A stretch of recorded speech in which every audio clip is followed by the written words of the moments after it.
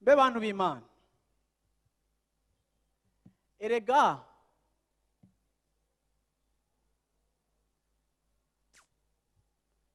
reka ndababwire ngo ndabizi yuko uru rugendo gukurikira Yesu wakurikiye ntigoroshe.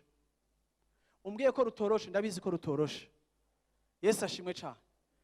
Ariko kandi Imana hariho ivyo yabikiye abashishikara uru rugendo, iminsi igahera, amezi agahera, imyaka igahera, bigashuha bikaduga, ukarushishikara.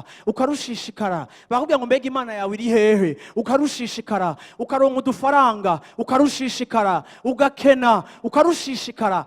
Gushishikara ni karite nukuri ikora ku mutima w'Imana.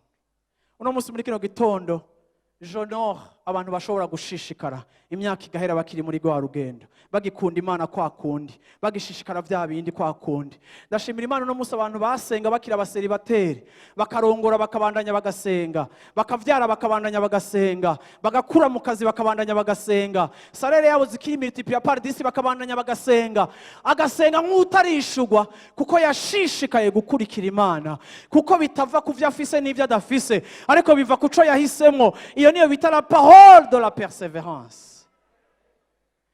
Nikiye kintu mu buzima bwawe twoza tukaraba tugasanga warakibandanije? Ni bande muri mwebwe atabari ku mashuri n'abatari oblige? Nikiye kintu, reka ndababaza iki kibazo, nikiye kintu udategerezwa kubandanya uri kurabandanya kandi ata obligation wari ufise yo kukibandanya? Iyo ni test ikwereka ingene uri mahindago. Uratangura ikintu ukakivamo, urahitamo ikintu ukagira gute?